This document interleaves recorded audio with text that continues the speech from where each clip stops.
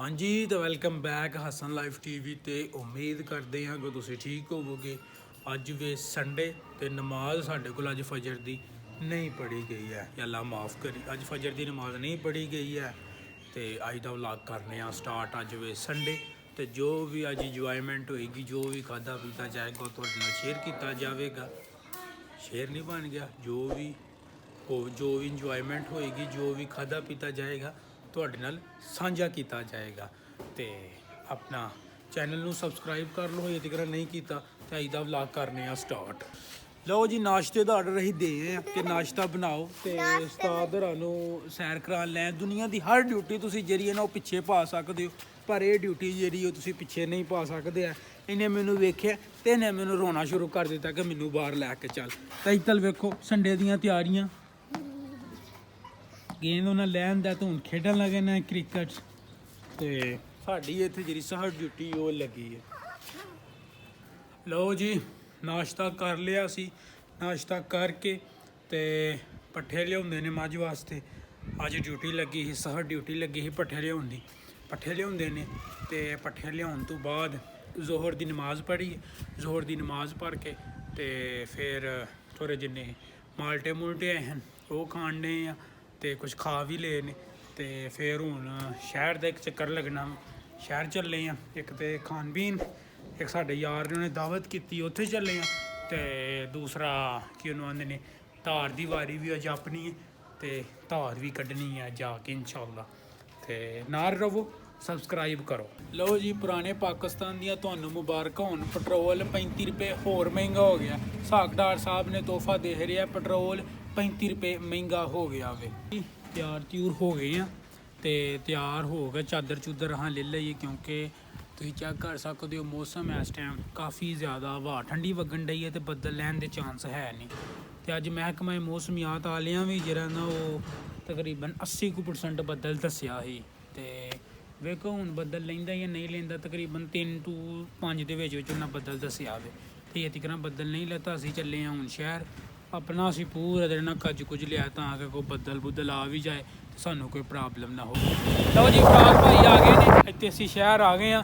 तो हूँ तुम पिछे वेख सकते हो KFC के साइन बोर्ड से। तो KFC आ गए हैं, अल्लाह की खैर रखी। फराज भाई भी नाल ने तो अपना माद भाई भी नाल ने तो अपना KFC चले हैं।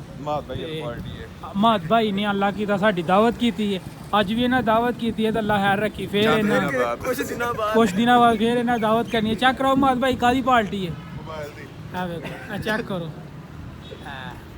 यदी पार्टी है। तो हम असी चलने अंदर KFC पार्टी कर। वालेकुम सलाम। फराज भाई एंटर दिस पार्टी।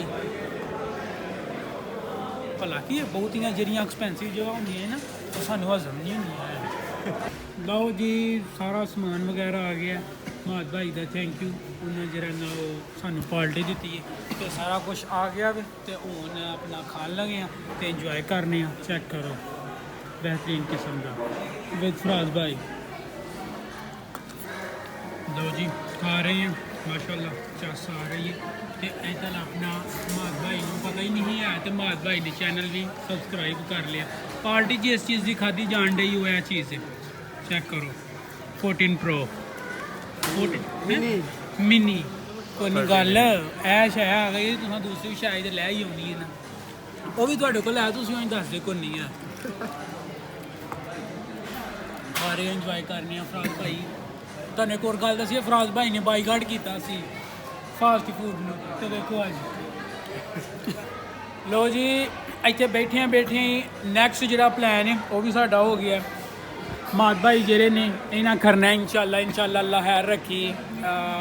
फरवरी 15 तो पहला इन्हों का एक प्लैन है, कामयाब हो गया तो जरूर करन सानू हार्डीज़ वालियां कोल ना भी होया तो फिर भी असी हार्डीज़ वालियां कोल टुर जाने, क्योंकि साडा जेड़ा भी प्रोग्राम बनता है उन्होंने बड़े ही क्विकली सारे अंजाम दे देने।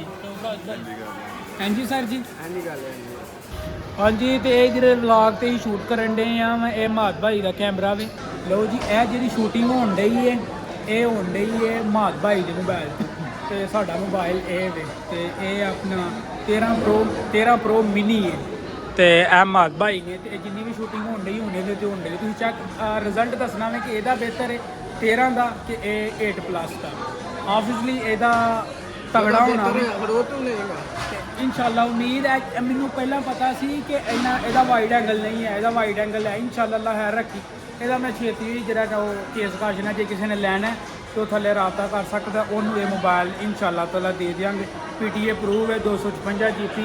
तो हूँ अल्लाह खैर रखी नैक्सट मंथ के फरवरी के इंशाअल्लाह ताला ये मोबाइल चेंज हो जाएगा इंशाअल्लाह। यह मोबाइल लैके रिजल्ट बेहतर हो जाते, ਇਹਦਾ ਰਿਜ਼ਲਟ ਬਿਹਤਰ ਹੈ। मैं चेक किया वाइड एंगल कमाल है। लो जी खा पी लिया वे बेहतरीन किस्म का उतल हथ भी पुंजे जान डे ने। ਤੇ ਅਗਲਾ ਪ੍ਰੋਗਰਾਮ ਜਿਹੜਾ ਨਾ ਸਾਡਾ ਡਨ ਹੋ ਗਿਆ ਇਨਸ਼ਾਅੱਲਾ। ਕਿੰਨਾ ਕੋਲ ਜਾਣਾ? ਹਾਰਡੀਜ਼ ਵਾਲਿਆਂ ਕੋਲ ਇਨਸ਼ਾਅੱਲਾ, ਸਿਆਲਕੋਟ ਕੈਂਟ। ਤੇ ਉਹਦਾ ਵਲੌਗ ਵੀ ਇਨਸ਼ਾਅੱਲਾ ਤਾਲਾ ਇਸੇ ਚੈਨਲ ਹਸਨ ਲਾਈਵ ਟੀਵੀ ਤੇ ਤੁਹਾਨੂੰ ਲੱਭੇਗਾ। ਤੇ ਕੰਮ ਤੁਹਾਨੂੰ ਕਿਹੜਾ ਆਖਿਆ ਸੀ, ਸਬਸਕ੍ਰਾਈਬ ਕਰ ਲਓ। ਲਓ ਜੀ ਇਹ ਜਿਹੜੀ ਚੀਜ਼ ਹੈ ਇਹਦਾ ਮੈਨੂੰ ਪਤਾ ਨਹੀਂ ਲੱਗਣ ਡਿਆ। ਮੈਂ ਚੈੱਕ ਕੀਤੀ ਤੇ ਮੈਨੂੰ ਇਹ ਚੋਇਸਾਂ ਬੰਦ ਨੇ ਇਹ ਮਿੱਠਾ ਹੈ, ਪਰ ਜਦੋਂ ਚੈੱਕ ਕੀਤਾ ਉਦੋਂ ਫੋਕਾ ਨਿਕਲ ਆਇਆ।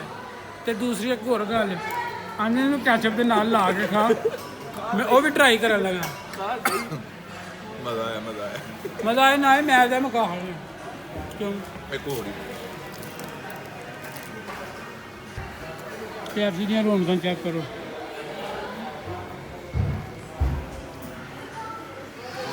ਲਓ ਜੀ ਵਾਲੇਕੁਮ ਸਲਾਮ। KFC ਤੋਂ ਬਿਹਤਰੀਨ ਠੰਡ ਬੜੀ ਹੈ, ਬਿਹਤਰੀਨ ਕਿਸਮ ਦਾ ਤੁਸੀਂ ਇਹ ਡਿਨਰ ਵੀ ਨਹੀਂ ਹੈ, ਲੰਚ ਵੀ ਨਹੀਂ ਹੈ, ਕੀ ਹੈ?